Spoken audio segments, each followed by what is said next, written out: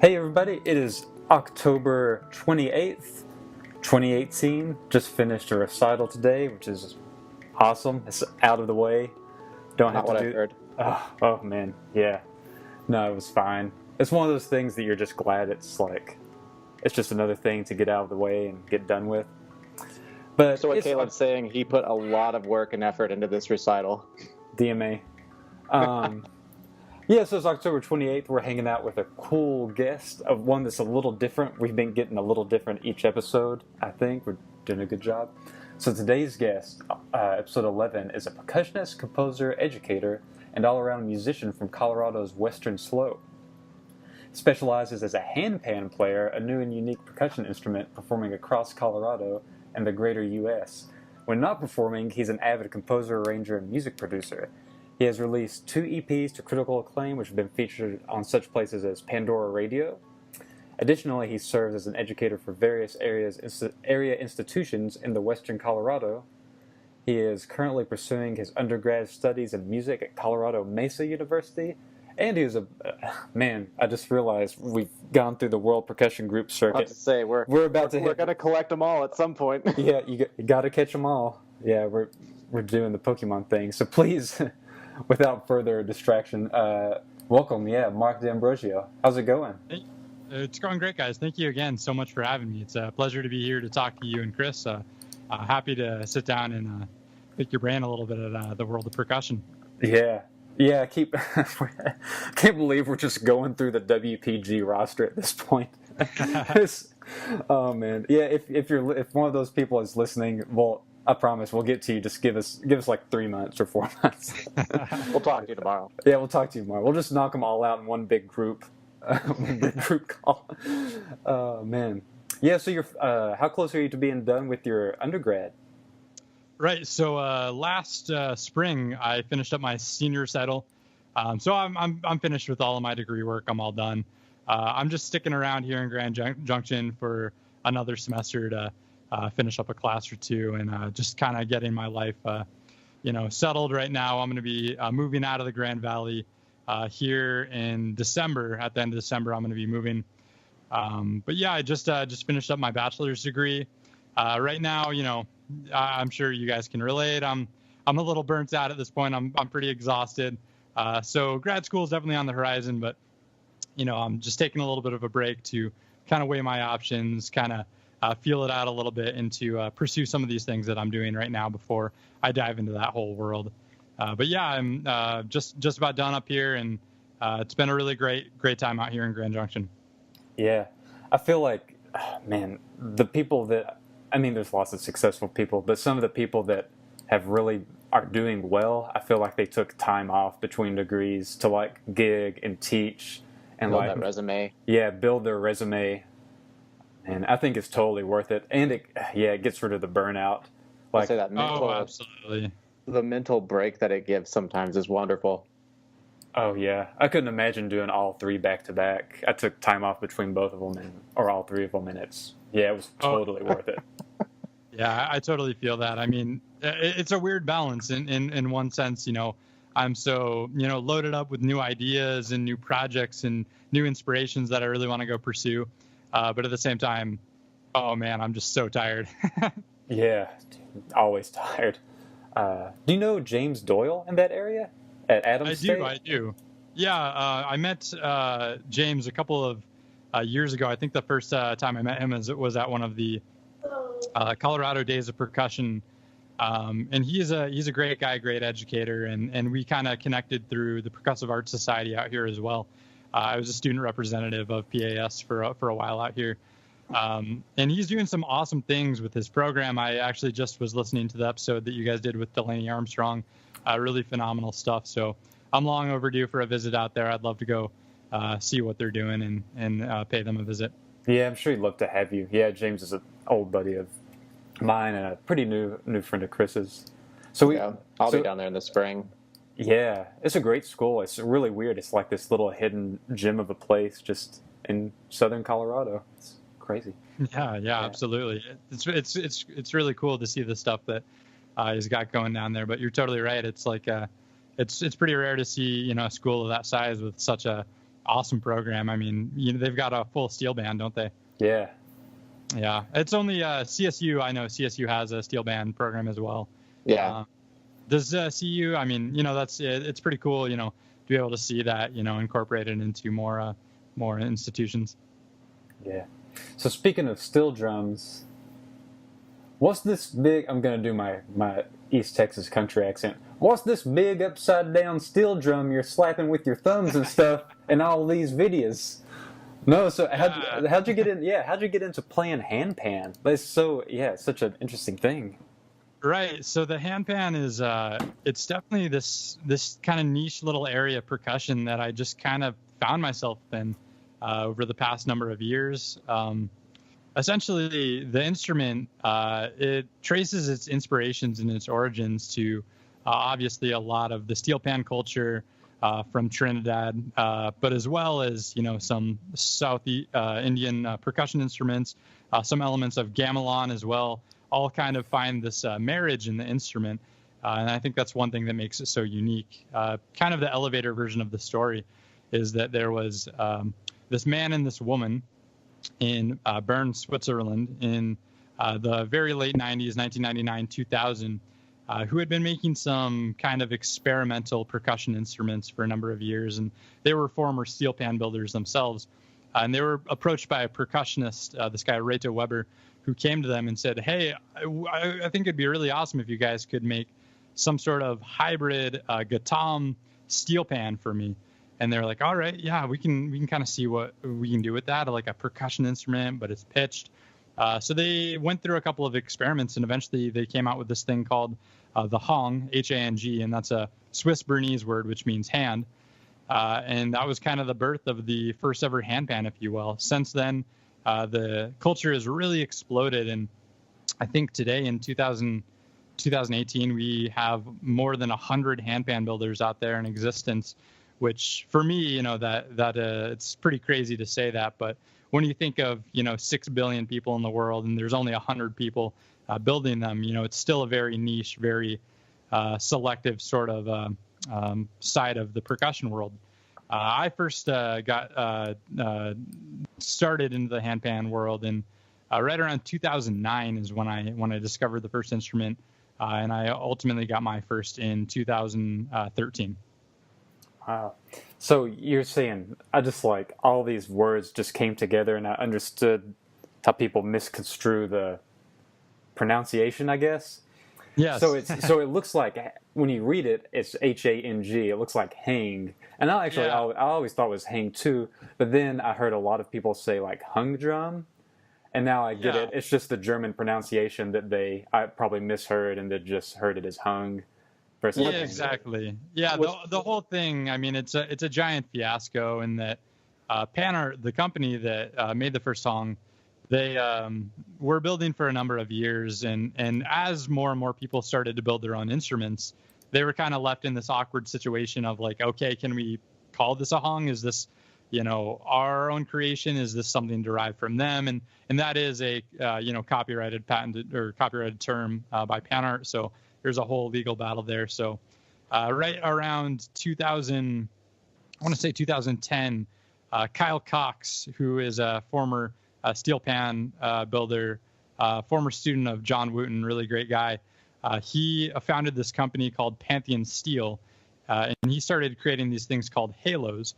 And Kyle was kind of one of the first person to say, okay, I'm calling my instrument the halo, but we need a generalized way to refer to these instruments. So he's the first person that coined the term handpan. And the way I look at it, it's kind of a twofold word in that hand, it's the Swiss side, kind of tip of the hat to the original hung, and pan, also kind of recognizing the steel pan origins of the instrument. So that instrument came to be, and it's kind of taken off since then, and it's really become the most generalized way you can refer to the instrument. Yeah, if I had to do a little research on hung history as well, but just from what I found, and feel free to correct if I misspeak, but I found out the hung is a musical instrument in the idiophone class created by Felix Rohner and Sabina Scharer in Bern, Switzerland. The name of their company is Pan Art. The hong is sometimes referred to as a hong drum, but the inventors consider this a misnomer and strongly discourage its use because of the battle between different people and what Mark was just talking about. The instrument is constructed from 2 half shells of deep-drawn nitride steel sheet connected together at the rim, leaving the inside hollow, creating the shape of a convex lens. So if you've ever seen like a water phone, it's kind of a similar thing. You have 2 curved metals that connect together. In a water phone, obviously, it's filled with water. And you have the resonating tube and the prongs you pluck. It says the top ding side has a center note hammered into it and 7 or 8 tone fields hammered around the center. The bottom gu, hope I'm saying that one right, is a plain surface that has a rolled hole in the center with a tune note that can be created when the rim is struck. The hong uses some of the same basic physical principles as steel pan, but modified in a way to act as a Helmholtz resonator. So a Helmholtz resonator, if anybody doesn't know, a djembe would be considered like an original Helmholtz resonator because it has a small neck area that gives it the deep bass tone. Funny enough, Helmholtz resonance finds applications in internal combustion engines, the air boxes of like the Chrysler V10 engine, the Dodge Viper, and the Ram pickup truck, as well as subwoofers and acoustics. So kind of the air intake system of those engines is a Helmholtz resonator. It's really kind of interesting. I didn't know that. The name hong comes from the Bernese German word for hand, like Mark was saying, and is actually registered trademark by these people at Pan Art. Growth of the worldwide interest in hong created groups of similar instruments referred to as handpans. So it seems like there's a little muddiness, and I see things like the happy drums popping up, which is like a tuned tongue drum. It's not the same. Has a similar timbre, but it's just not the same. The term handpan first appeared online around 2017, online from Pantheon Steel, and was used to describe their own development and their take on the hong drum, or hong. The term handpan was discussed controversially. Critics pointed out that the hong, which all makers of handpans use as a standard model to base off of, is essentially defined through its difference from a steel pan. Furthermore, the term pan is used for the natural culture of the steel bands in Trinidad and Tobago, to which neither the hong nor the instruments called handpans actually bear any relationship. Supporters stressed the necessity of a generic term. They advocated that handpan is a suitable, well-understood new term for abbreviation of steel pan played by hand. It has become a conventionalized expression among those who are interested. Makers such as Pan Art, the people Felix Rohner and Sabrina Shire, rejected the expression handpan to describe their instrument, the hong, and they said, to state it clearly and precisely, we do not make percussion instruments, handpans, or hong drums. They make the hong. An alternative term used by some builders and players is pantam, which is said to be a combination of the words pan and gatam, 2 instruments which influenced the creation of the hong in the first place. Originally, this term was an alternative name for the hong in Israel. So it's really interesting. We did a piece for choir, and it's supposed to be handpan, but we used one of the happy drums, and if you want to look it up, that's spelled H-A-P-I. It might be hoppy drum, but it's basically, it looks like the bottom side of a propane tank that's been powder coated, and it's been cut up like a log drum. So you have 8 notes, 6 different pitches, and 2 at the octave, so you have 8 notes in all. But it works kind of similarly. You hit 1 and you hear the main note, the octave overtone, and the 5th above it, and everything reacts sympathetically. But yeah. What was the name of that piece, if you don't mind me asking? I can look it up right now. We played it like 1,000. Oh, Celine's Boat.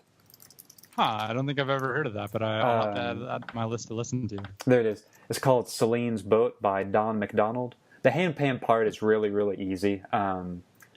But it's a cool color, and the piece is really it's a crowd pleaser. It's really interesting. I mean, that brings up a really interesting, point of discussion. Talking about composed music for the handpan is, it piques my interest when I hear things like that of, pieces that are utilizing handpans in them. And one of the big problems is that, I'm not a piano. I don't have 88 keys. I can just play up and down chromatically. So writing a piece of music for handpan is difficult because, so many reasons. The scarcity of the instrument, the chromatic inability. Even if I were to write something that, I like a lot, you got to consider who's going to play this that has my exact tuning of instrument out there. And I guess that's just kind of one of the natural results of being at the birth of, such a new instrument. Things like this, are going to take time. Yeah. Did you notate out pieces like Anthem in your other works, or is it all improvisatory but composed improvisatory? Yeah, it's a really, it's an interesting situation. I was actually speaking with one of my students today about this. If someone were to come to me and say, hey, I want to commission you to write a piece for handpan or a concerto for handpan or whatever it might be, the way I would do that is on a traditional 5-line staff, like any other percussion music. I think most Western notation has the ability to convey what I want to play on the instrument in that medium. But the problem arises when I want to play something on my handpan that might be a transposition of another handpan, and the notes aren't going to be the exact same, but the resulting sound is. So there's been some attempts to come up with a system that fixes this, and just recently, I guess I can finally talk about this publicly. I just finished writing my first method book that's going to be published by Hal Leonard. We're hoping to be launched sometime by NAMM this winter. And that was one of the big hurdles of writing this text, was coming up with a notation system that was universal to these instruments, that is more pattern-based, that I can write exercises for that can be played regardless of the tuning of the instrument. So what I've done is I employ sort of a tablature system, the same that you would have on a guitar, but instead of having 6 lines for the strings, you might have 8 lines or 9 lines, just depending on the number of notes you have on your individual instrument. So to answer your question in short, it really kind of depends on what I'm writing for. If I want to write some sort of exercise or some sort of pattern-based sequence, I might use a tablature system or a shorthand or something like that. But if I know specifically the instruments I'm writing for, or I want to jot down a specific a melody that I have on my instruments, I'll probably do that in a traditional notation method. That's an interesting idea. Like I was just kind of thinking, because you and a friend of mine up here named Tim Sanchez are like the only percussionists that I personally know that own these instruments. But I do know of a few other people back in when we lived in Texas, and I played in that crappy rock band, and I'll say they're crappy because they're not going to listen to this. But there was a couple of people I remember when that was first taking off that were like the amateur, like kind of scene musicians that were like, yeah, I'm going to buy this. This is going to be a really cool idea. And I remember one guy finally bought one and had one, and I was playing with it for a bit because I was like, oh, this is actually really cool. I never thought I would see one, much less from somebody that's not an actual percussionist, but some like wannabe singer-songwriter. And that's going back to the funny debate about the hang versus hung. I was calling it the hang drum, and he hit me with like one of those pretentious, like, it's the hung drum. Like it's like the difference between faux and fa. And then I was just like, you know what? You, Greg. And if you're listening to this today, you, Greg. I still haven't forgotten spelled that. with PHO though, right? Yeah. Yeah, I mean, it's, it brings up some really interesting debates into, what is something outside of its name.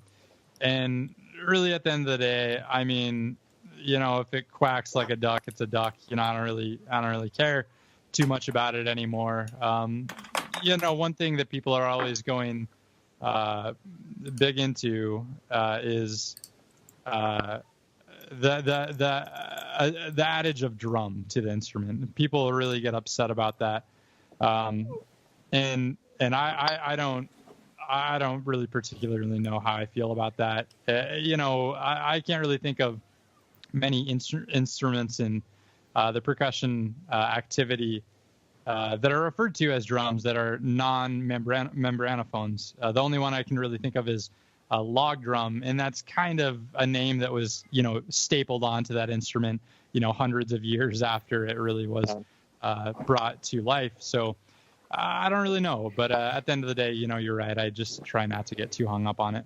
Yeah, it kind of reminds me of, and I always Getting too hung up on it.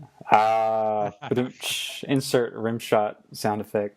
I'm not gonna do it. Just pretend you heard it. Yeah, it kind of reminds me, and people always get upset when they talk about.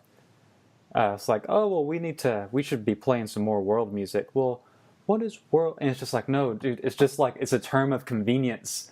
Like, yes, like yes, we should think, okay, Brazilian and Afro-Cuban and gamelan and this, but like, right. it's a term to like save time. It's like when people, there's a movement in music ed about notation versus reading notation, like graphic notation versus actual music, and you say to them like, oh well, we really need to get these kids reading music. Actually, I think you mean to say we need to get them reading notation. It's just like, dude, it's semantics. Like, we know what we're talking about. Like, everyone knows. It's like the classic music appreciation teacher who opens up with the first class with, what is music? What is the definition of music? Yeah. You're like, come on. It's just like, it's just open and subjective, but we all know, it's one of those. That's okay, though. For sure. I'd rather focus on the music itself. Yeah, for sure. So can you give us like you have a great video on YouTube, I believe. Yeah, I think it was YouTube, about kind of breaking down how the handpan works. Could you kind of just give us like the cliff notes of, because it's so interesting how it sympathetically works and the overtones. Yeah, of course. Well, I'll preface this with saying I am not a handpan builder. I do not have the patience or skill for that, and I really respect those that do. It's truly an art form. So to give you the really basic kind of breakdown of how the instrument functions, like we mentioned before, it is an idiophone, much like a steel pan or a marimba or xylophone or any other instrument like that. So when a note is struck, the entire body of the instrument itself is vibrating. The way the notes are tuned is really what gives it its special kind of chorus-like sound that people are drawn to so much. So on every single note, you've got a fifth, an octave, and your fundamental.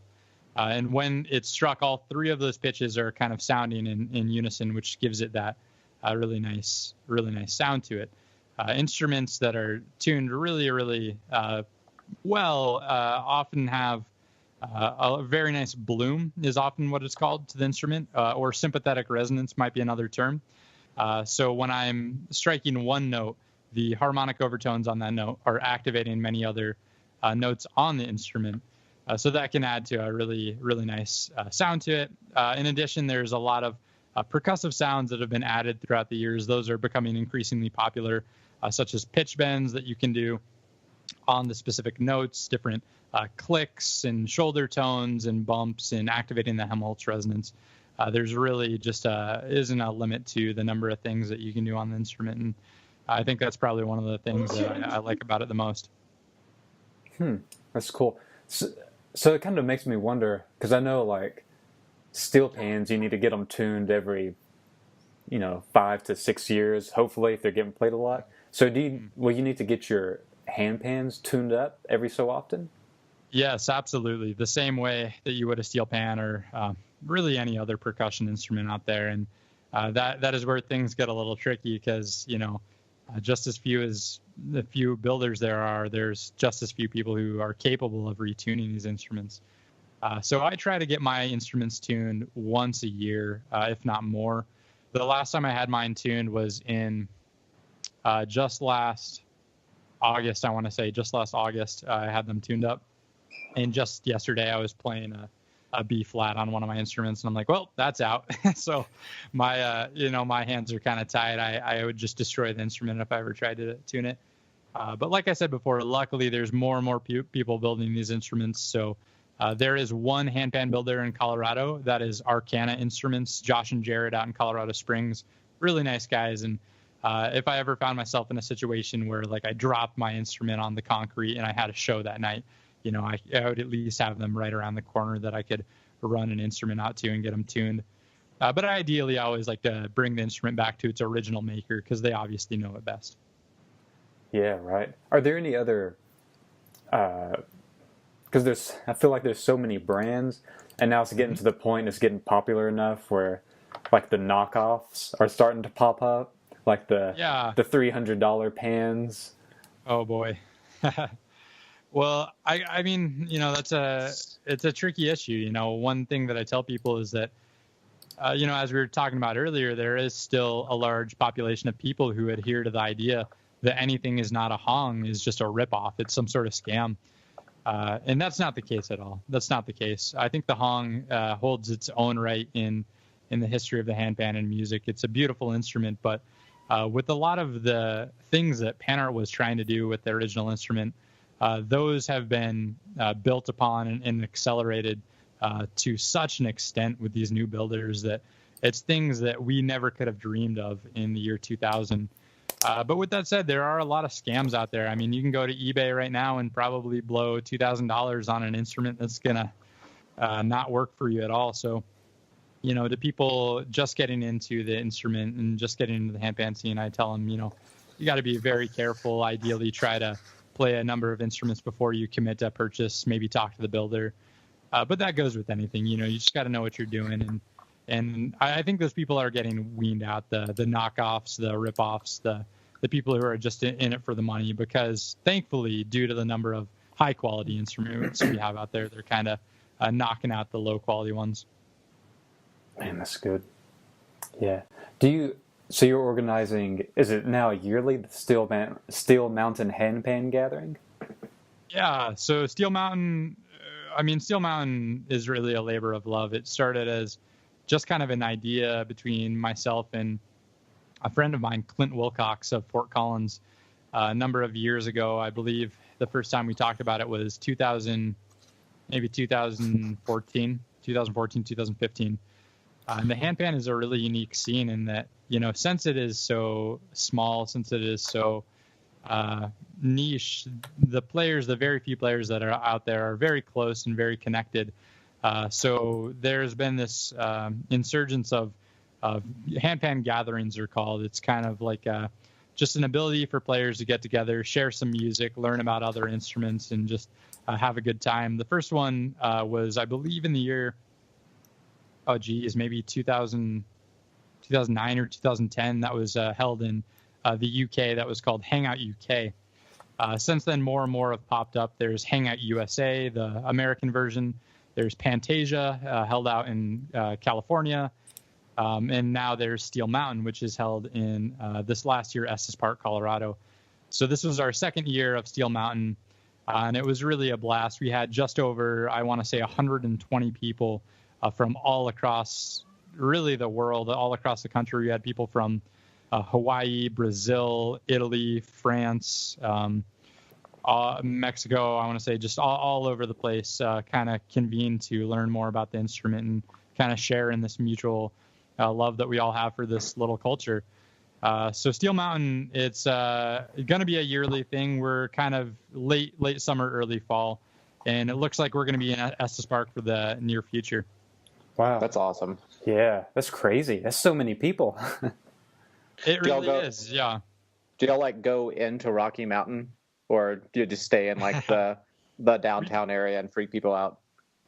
We did a little bit of hiking this time too. We went up to Dream Lake and did some other stuff too. It's, how it is. It's so beautiful out there, and we were there just at the tail end of summer, so it was cool, but you have that breeze coming in. It was amazing, and just being surrounded by those people and those instruments, it's really such a unique situation. You don't really find that anywhere else. And don't get me wrong, I love PASIC. I love going every year, but whenever I'm at PASIC, I just feel a little bit more uptight, a little bit more reserved. Like, oh man, I got to make a really good impression of myself for this person, and a little bit, starstruck. And there's so many people there you're never going to see again.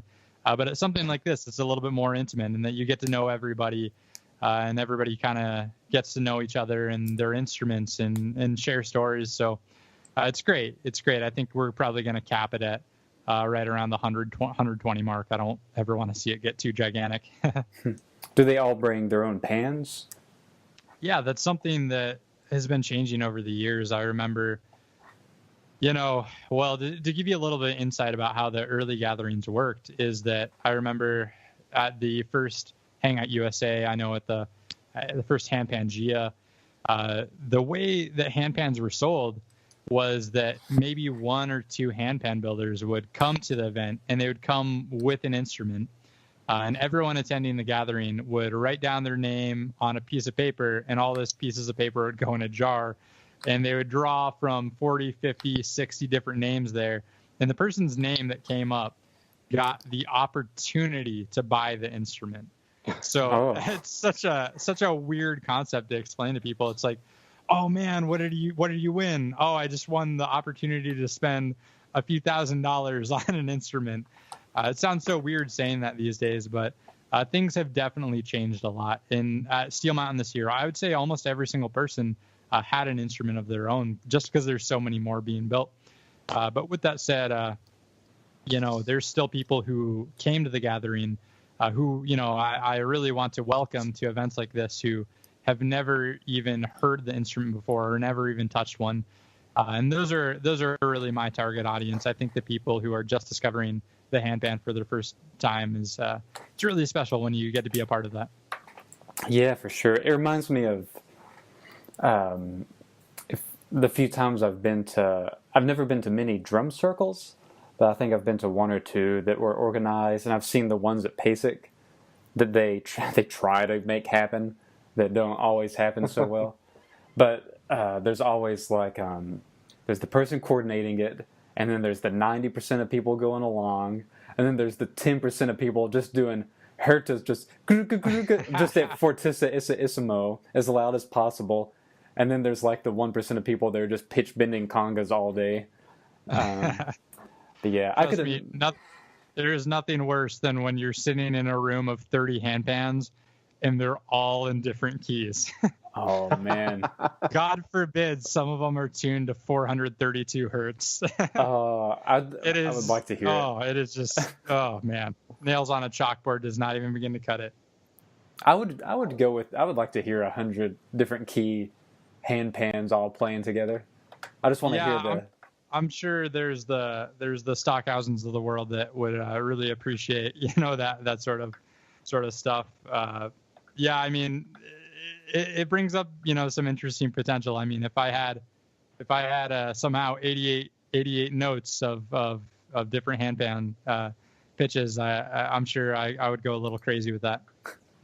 Oh yeah, and I can only imagine. I get annoyed when I'm teaching percussion methods, and we have 10 people playing on a pad.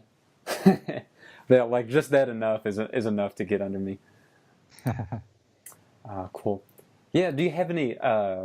If anybody's listening, does anybody listen to this anymore? Mark has a really cool article on Rhythm Scene, June 2017. You can find on his website as well as through PAS and Rhythm Scene, called "A Revolution in Steel," which breaks down a lot of how the handpan works, a little bit of history, its evolution, and kind of surge to popularity. But he also has some recommended listenings. Some of them are "The Path of the Metal Turtle," I like that name, by David Cookherman. I think that's how you say it. Cookerman. Emphasis on the wrong syllable. Metro Monk by Manu Delago. I think I got that one. Listen, I hope it's Lisn, by Daniel Wapples. Late Night Sound by Dan Mulqueen. Well into Church, Philippe Gagne, G-A-G-N-E, Gagne. Far From Home, Adam Malouf. Okay, correct me on that one. Malouf. Just everyone. Real Music for Unreal Times by Kumiya Sound. Ephemeral by David Charrier. Dang it. He can't win. And then The Sky's Window by Mark as well, and Zachary J. Rhea. I haven't pursued a lot of listening yet. But do you have any other newer listings, or have you found handpan albums or any new artists that are kind of starting to pop up? I feel like I see a new Facebook video every day. Constantly. I think one thing that we're starting to see happen is, the top shelf handpan music is really starting to come out. And that, unfortunately, kind of in the early days of the handpan, it really just kind of was the, cliche looking hippie in a hoodie on, a street just busking, playing some music. And not that that's wrong. I mean, that's, all fine and good for what it's worth, but, there's so much more that the instrument offers than that. So we've got guys like, Dan and Manu and David who are really pushing the boundaries of what these instruments are capable of. And I published that article about a year ago. So, I mean, there's so much more that I'd recommend to anyone listening. Dan Mulqueen just came out with a new album called Handwriting. If you're really big into like hip hop music, he does a lot of fusion between the handpan and that world, as well as, let's see what else. I don't think I put it on that list, but Jackie Zero and Mumi's Circle EP is probably one of the best examples of electronic music with the handpan out there. And shameless plug, I'm working on 2 new albums myself right now that should be due out sometime this winter or early spring. Cool. Yeah, that'll be good. If you go to Mark's website or just YouTube, you can find it on YouTube. He's got some videos of him playing pan. The video quality is always really high, which is what I like. Thank you. Yeah, the video audio quality is always great. Stage 4, as well as Anthem. The one that I wanted to ask you about, Hallelujah for handpan, piano, and cello. Yes. Yeah, did you arrange that, or? I did, yeah. I mean, really, we threw that together in like a day. It was a video I had wanted to do for a while.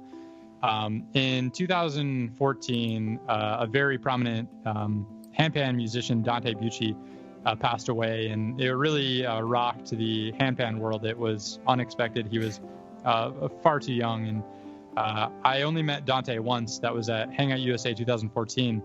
And when I met him, he was playing the song on this hill. It was just really picturesque. Yeah, North Carolina in the summer, fireflies out on the hill, and you can just hear Hallelujah being played on handpan in the background. And that was the first and unfortunately the last time I ever got to meet Dante. So kind of in his memory, I really wanted to pick up on this piece, and it was kind of one of my first explorations into using the handpan into a previously written piece of music, doing a cover like that. So I phoned up a couple of good friends of mine out here at the university, and we ended up throwing that together. It was a lot of fun. Yeah, check it out if you haven't already. It's the piano, the cello voice, and the handpan just mix really well. Yeah, that's a cool timbral connection, and then the piano just adds great support. Yeah.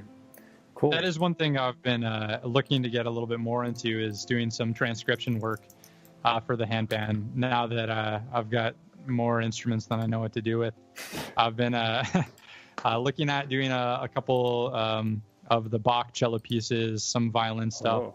Even a few piano transcriptions as well. I can't really say yet. I got to keep a few tricks up my sleeve, right? But yeah, we'll be seeing some more of that stuff come to light here pretty soon. And it's something that I'd really be excited to see more handpan players doing themselves. Yeah. How many pans do you have? Okay, let's count. Oh no. It always changes from day to day, because I just ended up mailing one across the country. So let's see, 1, 2, 3, 4, 5, 6, 7 and a half, kind of. 7.5. Yeah, 7.5. Oh, that's a couple good. of the instruments I have are kind of experimental, so I don't even know if I'd call it a handpan. It's just kind of a thing. Wow. Yeah, that's cool. Do you have any? Sorry to prod. Do you have any like artist endorsements through any handpan companies? Yeah, so I mean, the whole handpan world is a little bit, tricky with this right now, because everything's so new. It's not like getting a sponsorship from Pearl, who's been around for years and years and years, and they have, a massive artist roster and all these, a giant team of people.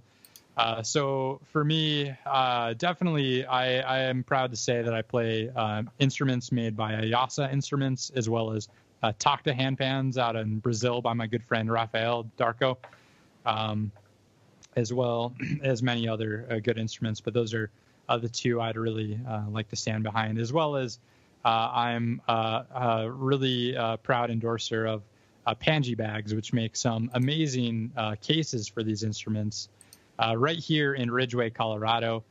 Really amazing stuff. They're starting to get into guitar cases and laptop cases and some other stuff as well. Their main message is ecological sustainability, and all of their cases actually are made out of recycled paper and cardboard. But believe it or not, they're strong enough that you could drive a truck over it, and my instruments are going to be fine.